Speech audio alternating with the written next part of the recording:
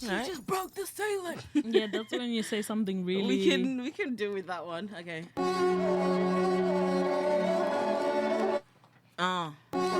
Ready? Yeah, let's get it. Real bad bitches from the west and the south, and I'm getting what this. What do you know about 0121? Southside, big girls, we from Zimbabwe. We get money and we don't pay our way. You don't want none of this smoke. I'm telling you, you don't want none of this. Can you say how you can easily be so like I can do this? I can do this. Sell records. Pull up. Yeah, so saying that it's learning to understand that people are going to say things that are unpleasant. You can't control what people say. You can't control how they react to you. But actually what our work is about skilling you up to develop like sort of the skills to manage the discomfort and the distress as it arises. Learning to respond the opposite to what you usually do all the time. Oh, that's good.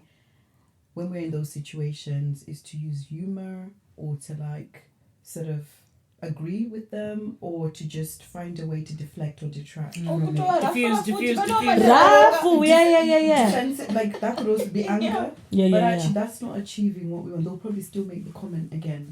Because what we've not done is to accept that this is a boundary. This is not something we should be discussing. This is the bit that we would be working on and actually role-playing that in therapy.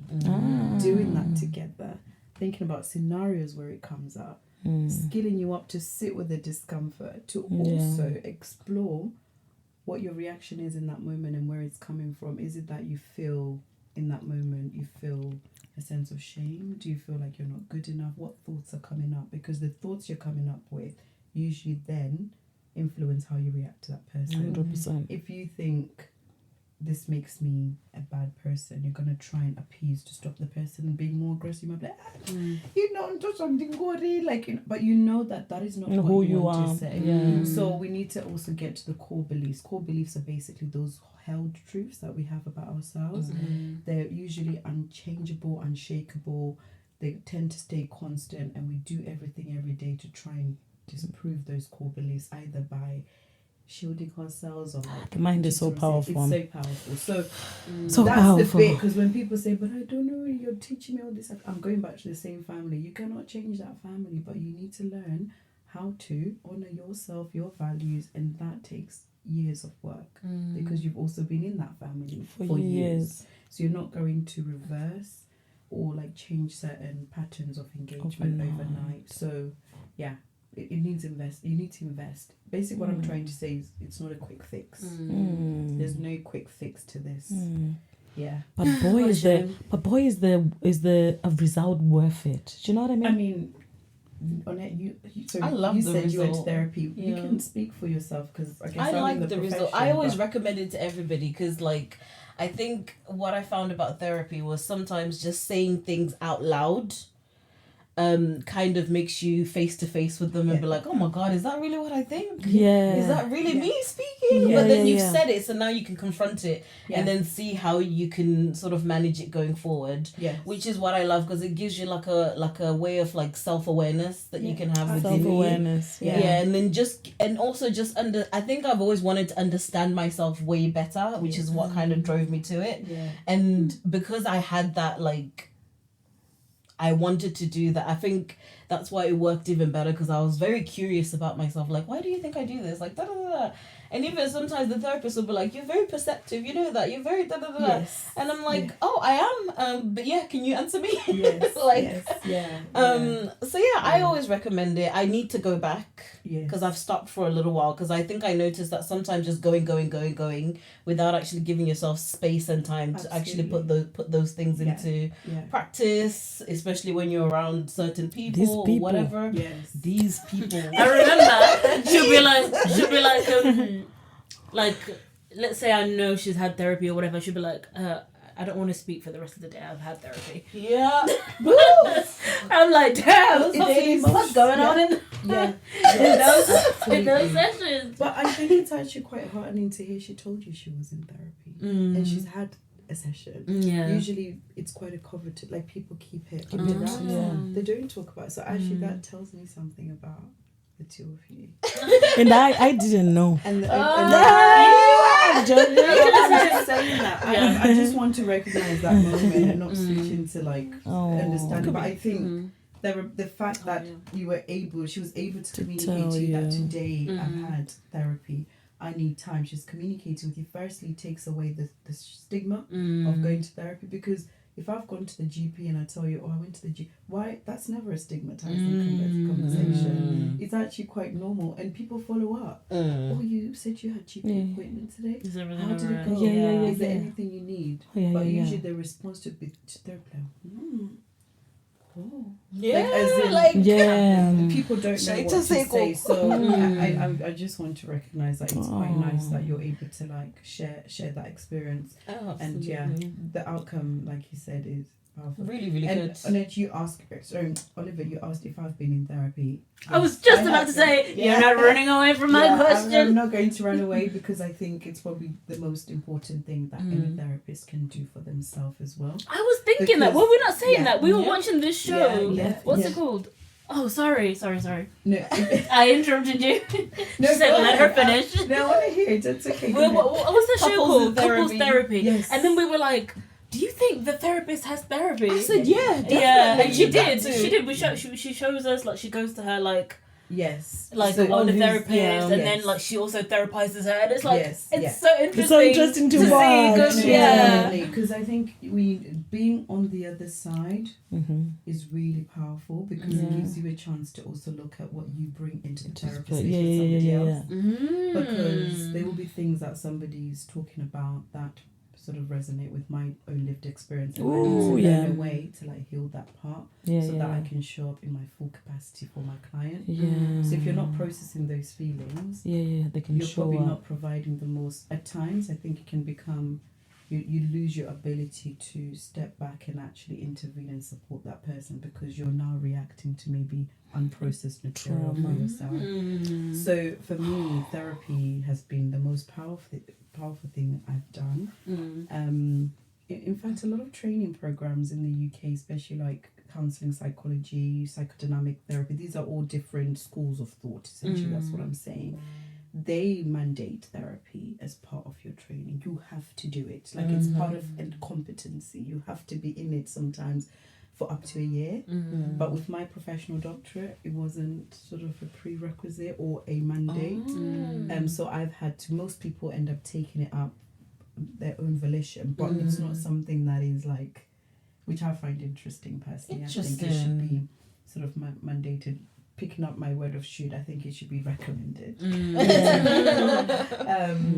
But yeah, for me it was powerful. And actually I was in therapy for nearly a year as well, because like I said, there's no closure to it. It's an ongoing journey. And this is the thing, there's not a bus stop, a full stop. Because you're still living, you're still getting experience. You're still living the life. You're still living the life. But also I think there's no sort of linear journey to recovery either. You could think you're doing really well, you've worked through those early traumas, and then something happens in your day-to-day life that can also set you back a little bit. It opens up a whole new sort of I guess a Pandora's box of like things that maybe remind you of the past. You have to go back somehow. But I think what you said on it that was very powerful is there always needs to be a consolidation period, because then you end up being always in therapy. You need the time to actually settle, like let the dust settle, see whether the skills are working, actually see where you're implementing what you're learning, and then where you struggle you can then go back, because I think you also don't want to develop a dependency on therapy. Therapy is meant to like train you to become your own therapist. So when you're in that to become your own therapist. Damn right. It's not as much as it's also an industry, and you want to keep people, you want money. I'm not saying that. I'm coming. Ethically, we should be training people to not need therapy, because by the time they leave, they should feel so skilled up and to have the tools. And when I work with people, we do like a wellbeing blueprint. We write down what works, what doesn't, what they're going to do when they become unwell. The idea is, before you come back to me, look at that plan and be like, how can I use what I already know and also affirm myself in knowing that I am skillful, I can do it. That's what the investment is in. It returns. You always talk itself. about affirming. Yeah. all the time. Because sometimes I think even after I left therapy, there was like a point where I would experience the same things that were like triggering me. And then it kind of makes you feel like you're taking a step back just by being triggered. But then it was one of those where I was like, no, it's okay to be triggered. Yes. But then now you go into your skill set and then reaffirm yourself. And then try and go through the situation. Sometimes you need to sit in it. Yeah. Sometimes you need to do something actively. Sometimes you just need to deal with it. But yes, absolutely. That's just what I learned. I was like, okay. I am my own little therapist sometimes. I think it's really helped you. It's done amazing. I do feel different, I'm not gonna lie. So now we're going to mental health in the Zimbabwean community. Which is why I really wanted you on the pod, because I feel like in the Zim community there's still like a whole lot of stigma. Hey, you know that therapist way. Tell them one of my problems. I'm gonna go to bed today. She goes just so it say. Yeah. So like, what are some of the common misconceptions or stigmas about mental health that you've encountered among Zimbabweans? Just in like your day to day, your life and whatnot.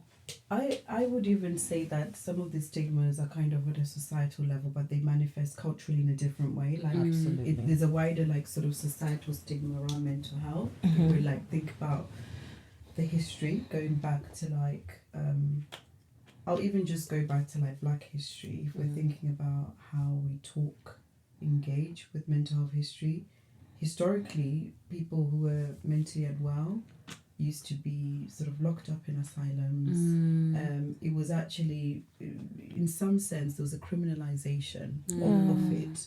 And usually that was due to a lack of understanding, lack of support, lack of an infrastructure to support people unwell. We stigmatize what we don't understand. So when we think about that sort of history and how that's passed down intergenerationally, where people don't understand, basically mental health is something that can be so abstract, people don't see it, they can't understand. If somebody was here with like crutches, they're walking down the street, they're like, oh yeah, you've got a broken leg, we see an external but with mental health, because it can be quite a privatized experience, people don't understand, and if they don't understand, they're going to stigmatize or try and fill in the gaps to try and understand what it is that they're seeing. So I think if we go back to like sort of what was happening historically when people are unwell. I mean, I don't know about you guys in your families, but there would often be stories about someone who just got sent away, or people who have been like, no one ever knew where they've gone. Where if they had a sort of disability, I'm talking about even Down syndrome or people who had autism or other sort of mental challenges, they were either like secluded from society, and usually the source of that is the shame. Shame, because the shame is associated with this sense of, if we have somebody who's been derived of our lineage who has this condition, there's something wrong. There's kind of the sense of, exactly, there's something defective in our lineage. We don't, and also I think it's not just shame is one element. What will people think of us? What will people, what sense do they have of us as a people? Like, what stories did they have about us? We know in Zim culture,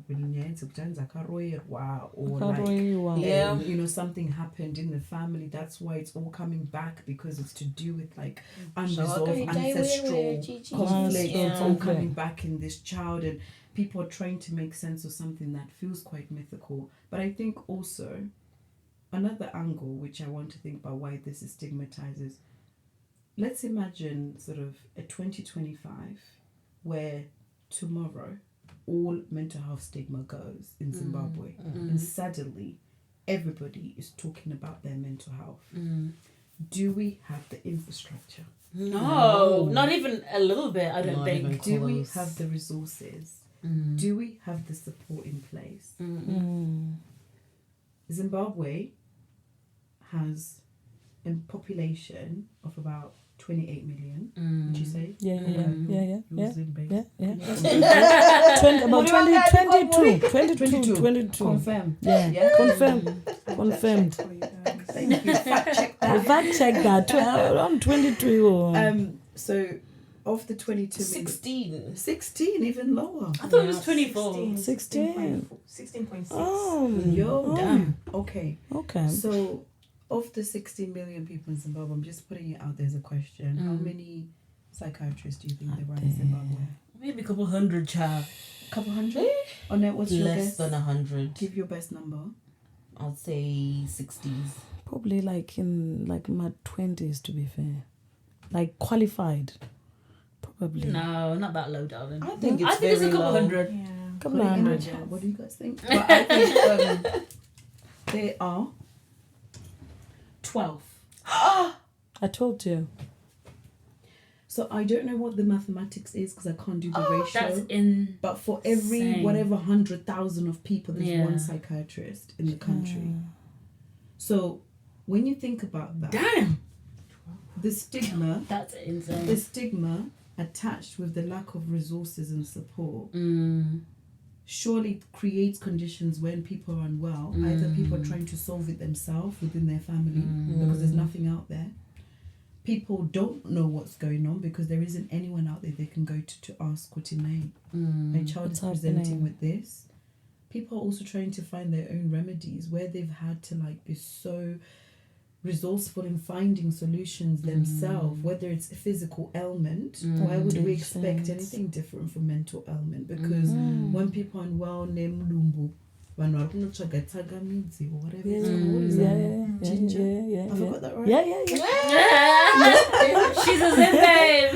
So I'm saying that if people are finding natural remedies for issues that they find, they're trying to make things better. And sometimes families think ostracizing people or like going to like the traditional healers and things like that, that is their attempt to try and solve a problem, because for them illness is a problem. So what I'm trying to say is I don't think the stigma is just generated by people's own kind of beliefs. The beliefs come from somewhere, and that's based on mysticism around mental health, lack of support, and over time that's generated in people using terms like Zim care and everything, because I genuinely don't think there is also the educational resource to help people understand what's going on. So what I'm trying to say, there's a confluence of factors that cause the stigma, and I'm always, in case you haven't noticed, I'm always thinking macro, like what's filtering down, because if tomorrow everybody said to depression, which is usually Like what I what's going on? we admitted it. What's there?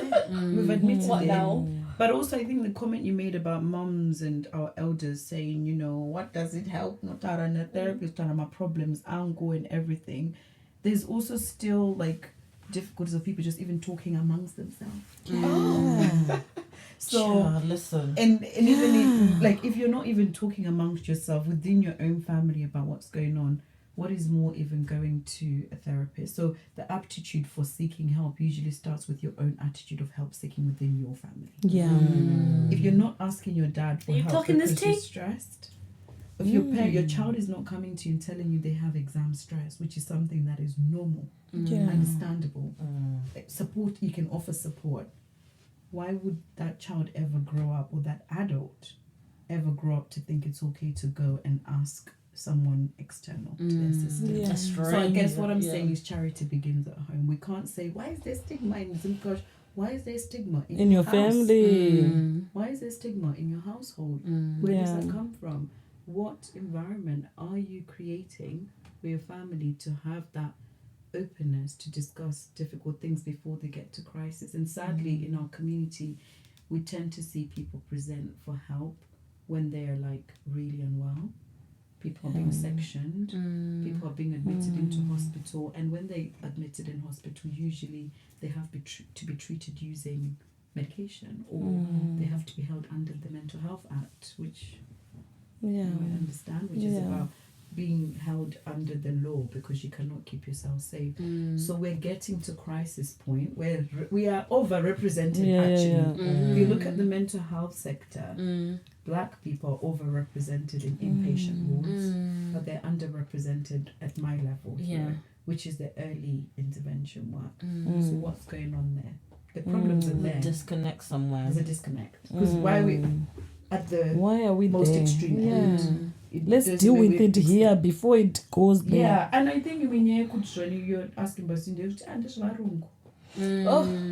how many times have we heard that white people are fragile, and actually this idea of black people being Strong is so detrimental. it has colonial roots as well, about how strength is perceived. And I don't want to be, if that's strong, I don't want to be strong. No, guys, let's tap into fragility a little bit. I'm not talking Thank about you. fragile being about weakness. I'm talking about us honoring the fact that we are breakable. We are delicate. Absolutely. We have human. feelings, We big have ones. feelings, and I think for a lot of our mums, where they've had to survive migration, economic dysfunction, marital breakdown, changes that are happening. If you think about people who are coming to the UK now with all these sponsorships, and that's changed also the family structure. It's changed social fabric. People are going through a lot of change with very little support. Usually, those families or mums who've come have this attitude that we have to be strong just to survive, and that's why talking about problems feels like a little bit of what I call Step back. verbalism, which is talking for the sake of talking about it. What's that going to change for me? Yeah, Yeah. Ndudamari. Yeah. Do you know what? All problems I'm lead not back to gonna money. Because most of the time, the root of this is people need money. Yeah. And it's funny because they did a research in Kenya, right, where they were trying to find out what communities needed. It was like a charity that was finding out resources and mental health gaps and needs. So they had this idea that actually if people are struggling with mental health issues, we need to dispatch therapists to offer these interventions and everything. So they had two options. They had the therapy route, or you could get a £1,000 payout. £1,000 payout. So Was there a single person who took the therapy route? But this is what I'm saying. Because I wouldn't. For many of these communities, I would now.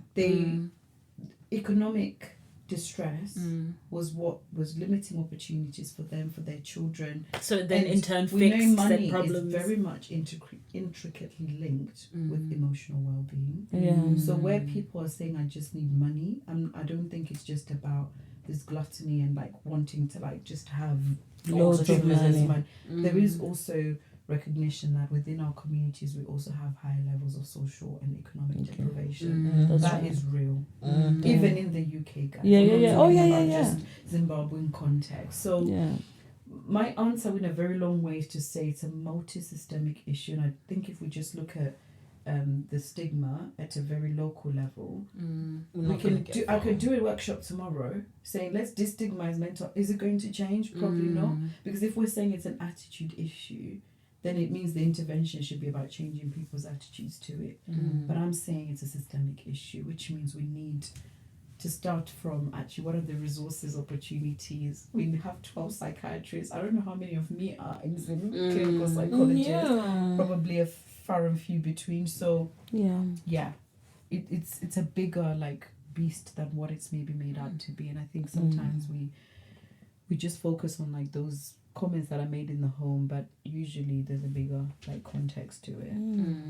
I will say that on my search for sort of mental health solutions for Zimbabwe, anyways, I found this place which is called the Friendship Bench in Zimbabwe. Yeah. And apparently it's the Friendship Bench. Let me read from the website. Let me not paraphrase. Yeah. It is a non-governmental organization registered in Zimbabwe. So basically it is within walking distance for all. Yeah. And apparently it's to get people out of kufungisis. Yeah, I like that they put that there, because sometimes we don't have the word in Shona. Anxiety, depression, but kufungisi said by creating safe spaces and a sense of belonging in communities to improve mental health, well-being, and enhance quality of life. Yeah. So if you're in Zim and you do need somebody to talk to, please visit their website, friendshipbenchzimbabwe.org. That intervention, so it's been powered by Dixon Chibanda, who's a psychiatrist, one of maybe the 12. And I think the initiative is absolutely powerful. Brilliant. Because what they're actually doing, it's become sort of it's gained international momentum, because what they're doing is training grandmothers. Yeah. They're not sort of just they're training everybody. Yeah. They are tapping into local talent, local wisdom, and also knowing that grandmothers usually are the source of help for many. I mean, I was talking about my go-go. There we go. Right? As in, so they're already using what's there and not trying to train up a whole workforce, knowing that will take a long time to do. So the go-go's are actually being trained in cognitive behavioral therapy, which is basically a therapy that targets the way we think in order to change the way we behave and feel. So it's really much about problem solving, giving them techniques around dealing with kufungisisa, which is depression. Basically, like this idea that you're ruminating, going through things over and over again, looking at your past regrets and all of that. It's been a success. Like it's doing amazing, and I think you can even there's a WhatsApp number on their page where you can actually just message someone. We'll and put up all the details anyways. And I think it is one such resource. Obviously, we need more, but to start somewhere, we have to start somewhere. But The fact that somebody's even done that is really they good. need friendship bench in the UK. That would be really cool. I think so. Yeah. That's a actually great borrow it. concept. Because how many? Because better therapy is not doing. I mean, better. I'm coming for you guys. Wow. When I signed up for that better therapy, Yeah, you know Better Help, the better help. Better help. Yeah, that's yeah. one. Yeah. First of all, Why are you coming for better help? What Yeah. they're not. you also don't recommend. No, because it's not. They treat therapy like. First of all, they say it's affordable. It's not. No, it's not. And even when you try to access it, like it's just, I don't know, it feels like a churning system. Like it doesn't feel very much like individualized. Like the idea that you can just text your therapist at any time, it's not. That is not. It's also, not yeah. helpful. We that's not how we even operate. I do think there's maybe the commercialization of therapy has also created some harm in other ways. Like I don't think there's now kind of clear regulation. It means that there's a lot of mental health startups because people are also leveraging on this like momentum where everyone's like go to therapy, but it means that for many people the process of finding a therapist is very stressful, and when you have these marketing ads literally thrown at you, you want ease of access, you want to click a button. We are in a click a button culture. If you order something tomorrow, I want my Amazon by my door. People think therapy is also the same. You should be able to click and get a therapist overnight. But I think what you're raising on it, that is that sometimes people also don't always have the like, what am I trying to say, education of knowing when it's a right therapist or not. And I Shouldn't think all it's quite therapists do you register with a certain Governing body. absolutely yeah. important point. Every therapist should be registered under a governing body, and usually that's part of your research process when you're researching, looking up, are they registered with the UK's Counselling Professions, HCPC, which is the UK Council of Professional Health Professionals Council. You want to find out if they're registered with a body, and sometimes you can actually go on the professional body's and website look up their and name. search their name, and it will tell you. I do that. Usually, you see that due diligence. I remember saying to a friend, you wouldn't just pick any person to do your surgery. You'd be like, oh, just this one. Yeah. You go and do your research because you know you're dealing with limbs and it could be permanent. Your emotions can also experience therapeutic harm. Yeah. It's real. Yeah. When people are underqualified, and I know there's been many stories of people who've sadly landed in the hands of very irresponsible therapists who are, in the name of money, providing what I call like sort of off the shelf therapy, like quickly grumble with all the platitudes of like, look after yourself, take care, love yourself better. That is not therapy. And Say 12 affirmations tomorrow morning. Count to 10. yeah. But I just want to circle back to friendship bench. I think in this country where we know elderly people tend to be discarded, and there's a lot of loneliness with elderly people. Once they are older, they're not being utilised in the way they could. And I think the UK could borrow some notes from Zimbabwe.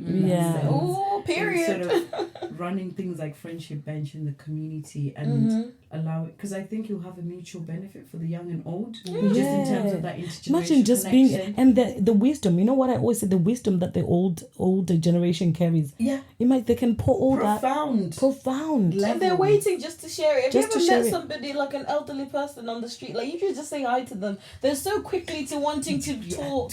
And to, absolutely. you know, so I think it would definitely, and especially here where people grow older for longer for apparently. longer. So, Yeah. You know? the provision's poor. Like people are struggling to access therapy because there are paid for versions. You can get it for free, but the waiting lists are very long. Yeah. So Very that long. could plug we the know? gap. Yeah, so maybe we I mean we've got you, Dr. Noreen. We are rooting for you. You are our voice up there. So maybe it's something you can look. No pressure.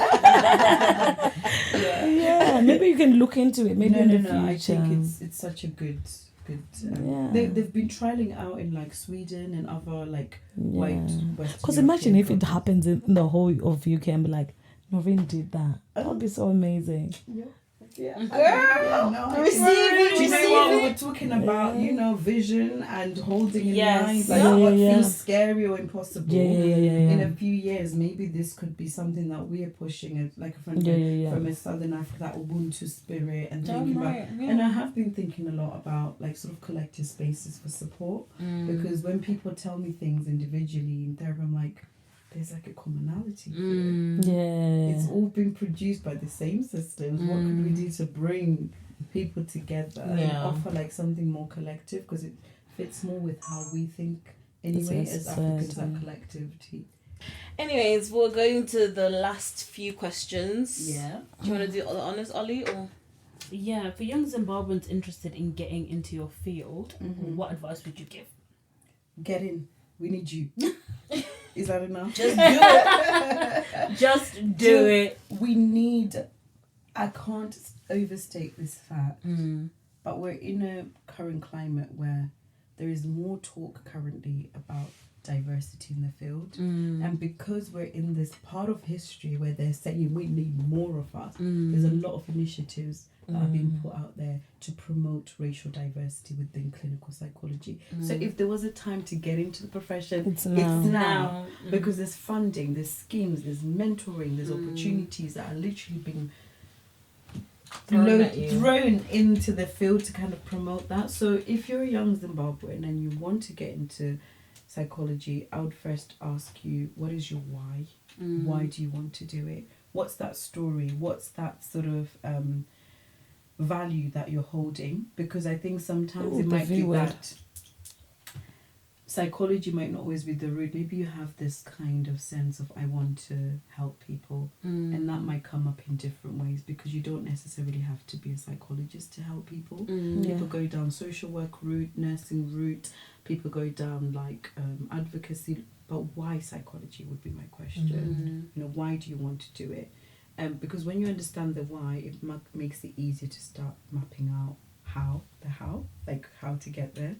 So if you are in A-levels, maybe that stage, I would say that is a good time to start thinking, because people wait till they're like further down the line and they're like, I want to get into psychology, but by that time it's much harder because you're competing against people who've gathered years of experience, you know, from young. So if you're A-level, I'd be saying take up volunteering opportunities, do befriending, go and help with like your local Network. community, network with people that are in the profession. I've had some really brave young people just message me saying, hi Dr. Noreen, I've seen the work that you're doing. Do you have any opportunities for me to just shadow for a day? And I'm like, why not? Shoot your That's shot. fantastic. Shoot your I've shot. had undergrad students who asked if they could volunteer their time, and I have so many projects that I'm always running, but I obviously can't be advertising in a certain way, because I have to also think about ethics. Like you can't be like work for me for free. I'm not saying that's what I'm looking for, but I'm saying when people reach out and they have an appetite, shoot your shot. Message that psychologist that you see that you admire. They might not respond because we're really busy and overwhelmed, but really connect with the people that are in the field. Follow pages on TikTok. We use TikTok so much. Follow them, research them, message them. If you're at university, I would be saying, really, as I said about Aston, try and go for universities that have a placement, yeah. Mm-hmm. I can't emphasize that enough. It's good to get experience when you're still at university, because what that does is to set you up well when you graduate, because you're already starting your job search with experience. And it might be unpaid, or it might be like something you can do on a part-time basis, which I think sometimes it has its disadvantages, because it means certain people get the opportunity. Not everyone can work for free, let's be honest, because we don't live in a equal world. Not everyone can work for free, but I think it's important to just try and do things that will allow you to just understand the minds of people. It doesn't have to be in mental health. It could be working with a local charity. I've had people befriending and supporting like the elderly that we were talking about. They just give 1 hour to hospice to just help with like dinner time. Yes, it might seem like, what's helping with dinner time got to do with mental health? But you're providing nourishment for people. When you provide a meal, what do people, they're happy, or you can see how they're feeling, you can notice dynamics that are going on. There's so much you can learn by just being in proximity with people. That's what I'm saying. Don't overanalyze. Literally. Could church call no enda? Are there opportunities to help with like the kids' Sunday school? That's experience. Think wider than just I need to do a set thing. Any contact you can get builds up in you just understanding how people think, feel, and behave. Ultimately, anything you can do that helps you understand how people think, feel and behave is you what got you it. need. Yeah. Yeah. That's fantastic. But we need you. That's what I'm saying. Any please, I know any career changers as well. Career changers, it's not too late. If you trained as a nurse, we need you. Nurses can train as therapists because they already have the foundational skills, and usually they just need a year extra to top up to become a therapist because you have a core profession. All I'm saying, it's never too late if you want to change your career and get into psychology. And it's not easy. It's competitive. It's really tough to get into, but once you're in it, it's rewarding. And honestly, I couldn't think of a better job in the world than the one I do. I absolutely love what I do. So I love that. yeah, if that for you. sells it enough, that's my plea. This is one of the final questions before we do the quick fire round. Yes. You're a mommy. Yes, I am. So, has motherhood like influenced you how you see your work at all and how you connect with your clients? Without a shadow of a doubt. Yeah, has it such a changed? life-changing experience. Yeah.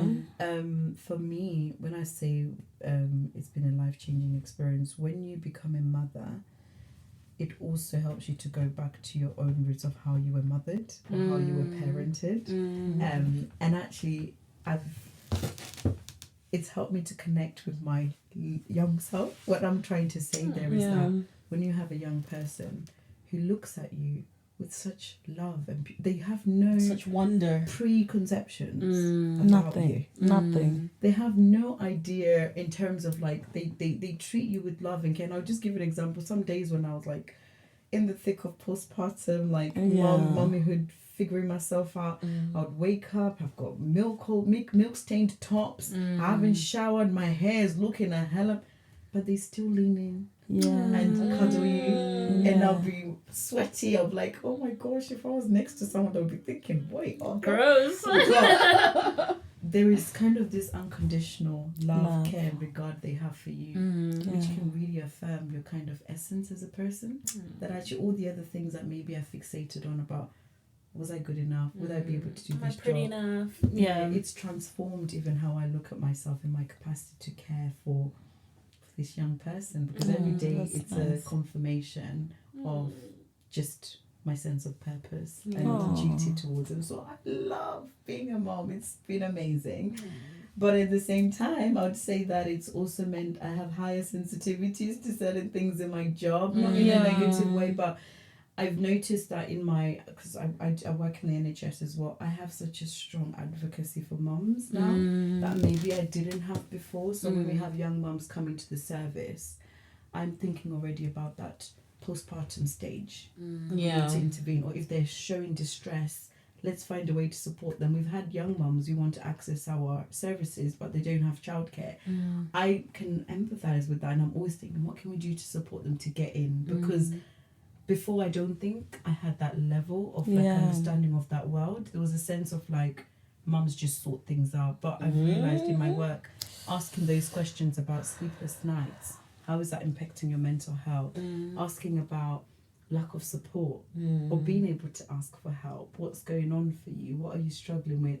It's maybe sensitized me to thinking about a lot more than what I did in my practice. Yeah. But it also means when people are speaking, I'm like, I want to say to them, I see you. This is me right now. I'm here trying to hold it together. I also didn't sleep well last night. And sometimes there are times where I do self-disclose because I think it helps to bring a You certain close level together. of closeness. Yeah. But I think my empathy, my ability to hold those moments is far greater. But I also have learned to slow down also. When I say slow down, to sit with things. Like I don't always need to have the answer. To it. I think before I used to think I have to figure You have to everything figure out. out, Because parenting is the most humbling thing. Where I've been like a high achiever and I've worked hard. I've known how to get from A to B, A to Z.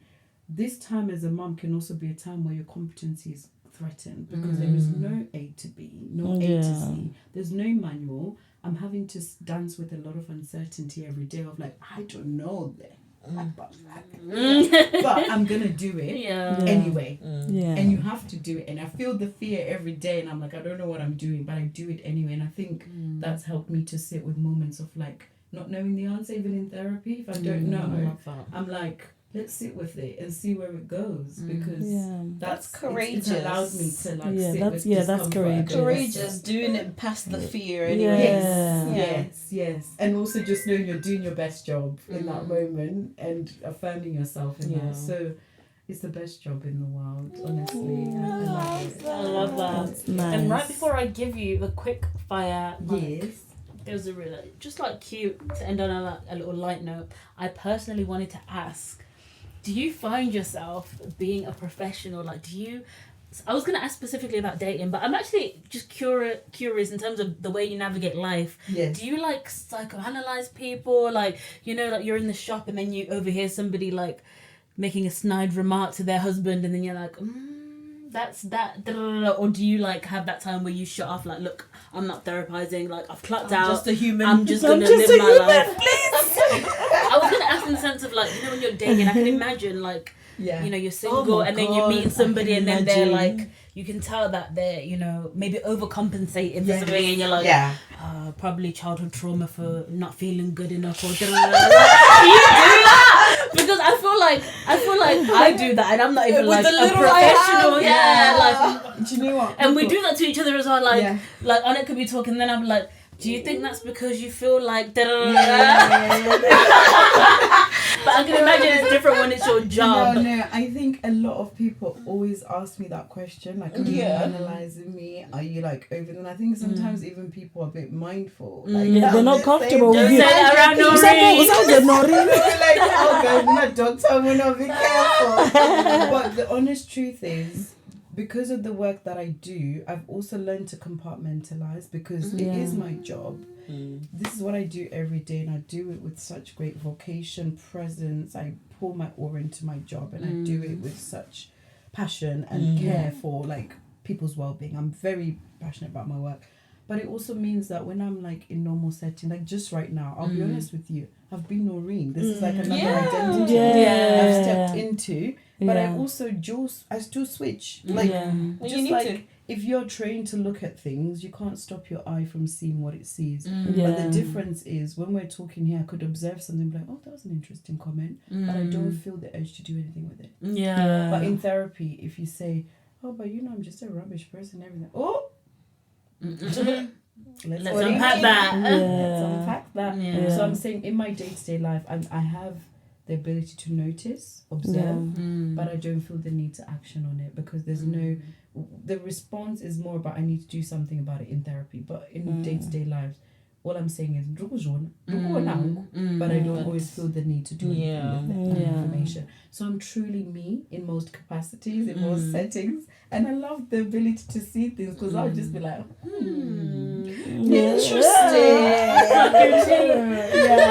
And we all do that. You guys have already said it. You said we do it with each other. So I also do that, but it's just I have the skills to know how to deal with it if I was observing it in a clinical context. Yeah, because it's like if you're a doctor and you see someone with a rash, you'll be like, "Oh, that's eczema." Probably that eczema. But you're not going to be like, "Come here, you need to apply this." So let me prescribe you. Sounds like a TV show type of thing where the doctor's out shopping and they see something, they're like, you should get that checked out. Yeah, exactly. But I have to say, this is very important, I also use my training as a gift from God because I also think that we have been placed in the world with the gift of ministry in different ways. So like if I am listening to something with someone and I think there is an issue here, I will not also turn a blind eye and just be like, well, I'm not on the clock. Yeah. You know, if it's unsolicited, I'm not just going to say, you need that. No, I'm not going to be like that. But I'm saying there are times I've observed children who might have neurodevelopmental need or parents don't see it. I know the training, I see patterns. I might just say to them, do you know what? I've noticed this. You might just want to speak to X person at school and see whether this could be checked out. Because I almost become a referral hub, like a signposting hub. I know what I know and I can kind of signpost people. Doesn't mean I need to do the work, but sometimes it's just being the person who tells them where to go to get the help. And that's how I use my it's also a part of Ubuntu or Ubuntu. It definitely it all connects. All connects. Come on now to Gogo's community hub. Literally all connects, and I love that. Yeah. Okay, we're gonna do a little light-hearted just to shake off the deepness of the convo. This was such a good part. We're gonna do a little rapid quick fire for you, Doctor. Yes. Sadza v pasta. Yay. Sadza, get to say. You can only the way you like it. Exactly the way you like it. You know what? I have to say Sadza any day. I love it. Yeah. I don't eat it enough because of how hectic life is, guys. Like I need to find solutions to that, but Sadza. This is Sadza maker. I know that influencer. I know. Yeah. Kaz cook with Kaz. I think she's come out. Oh, she's made a Sadza maker. Yeah. That's good. Her. But yeah, Sadza every day. Okay, quick fire. Yes. Manga or guava? Guava. Yes, but guava. White or pink? Guava. Pink guava. White. You don't know about white. Oh, is that another? Oh, there's a white type. You've never had a white guava? Oh my gosh, you haven't lived, girl. No, pink guava, chet. Guru o mufushwa. Hey guys, don't like guru. Especially Zvinyenze. Shaka Zagarepa. Kangwa. Oh, The last Gango. show you binge watched. Gango, yeah. The last show you binge watched. Black Mirror. I loved the last series. It's amazing. Yeah. It's basically looking like AI and like it's very interesting. Very interesting. So yeah, that was my last. All I have to say as a mum now, my capacity to binge is no longer. It's like, right. Literally, they have opening credits. I'm like, and then I wake up and I'm like, episode done. What happened? Yeah. So I have to go and read up on Wikipedia what happened in this episode. Because you're not rewatching that again. Exactly. So yeah. A song that always lifts up your mood. Bless the Lord, oh my soul. Yeah. Oh my soul, worship His holy name. Come on. Sing like never before. Oh my soul, I worship His holy name. And with that, guys, I think our episode is done. Thank you so much. Thank you so much for coming. It's so fun. Oh my goodness, that was so good.